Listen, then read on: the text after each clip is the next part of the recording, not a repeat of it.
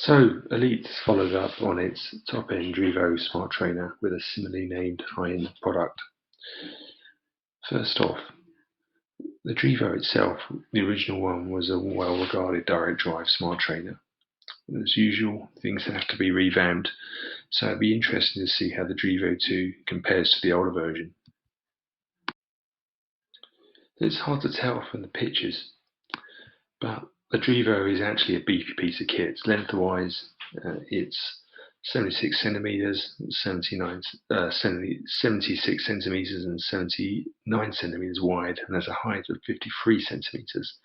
So basically, you're going to need space for it. Weight-wise, it's not as bad for this price segment at about 18, 19 kilograms.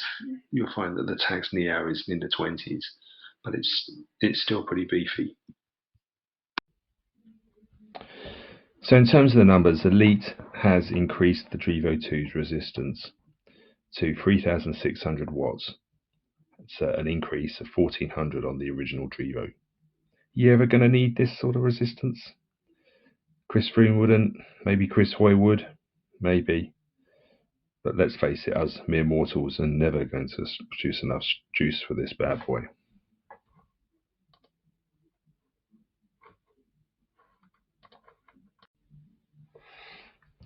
Out of the box, assembly is pretty straightforward. Simply fit the legs on with the tools provided. Obviously, one downside, as usual, is the lack of a cassette. The Drivo II works with a Shimano cassettes out of the box, but if you want to use Campag, you'll need to switch the freewheel round. In terms of axles, it works with 130mm, 135mm, and 142 times 12mm axles. The Drivo II has standard modes of use, ERG and simulation mode. In terms of Zwift, sim mode handles the changes in terrain. This is what simulates out to Zwift, the steep bits going up and the flatter bits around the hairpins. ERG handles workouts. So you can run the trainer in ERG from Elite's My Training app on your phone, which is pretty good. Another area where the Drivo II comes out on top is it's incredibly accurate. It has an accuracy of 0.5%, which is probably about the best one out there. As you can see here, it's pretty much got everything you'd expect, AMP+, Bluetooth, all that sort of thing. I mean, pretty much all trainers sort of come with this kind of compatibility now, especially at this kind of price end, you'd just expect it. It can also connect to any kind of device, Android, OS X, Windows, iOS, etc. One thing that was quite good, I mean, it does work from sort of setup, so there's no extensive setup or calibration or anything like that, although you should always calibrate once a week. Well, it's Zwift certified, whatever that means.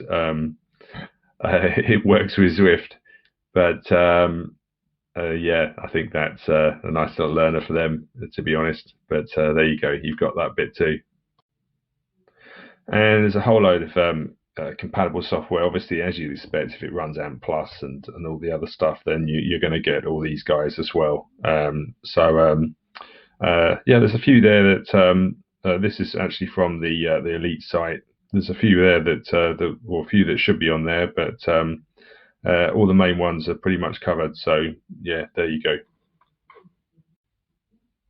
More good bits. It's quieter than the original one, around 70 decibels, which isn't bad, although not as good as the something like the Saris Hammer 3, which is in the 50s. One thing that many reviewers have commented on is this sort of, it feels quite a solid ride. I think ride quality is really kind of what you are spending the $1,200 or whatever it is for this. So, final thoughts. The Drivo II, solid upgrade on the Drivo. Would you upgrade if you had the older version? Possibly not. If you were, looking at sort of upgrading from like a mid-range trainer like the Tax Flux or something like that, then you could do worse than go for this. I mean, it basically sits with the sort of the Tax Neo and the Wahoo Kicker in that kind of that range, and it holds up fairly well to them, or that said, it doesn't sort of stand out in any particular way. They've all got their kind of their strengths. I guess with this one, the strength is going to be the great accuracy and the responsiveness and the ride feel.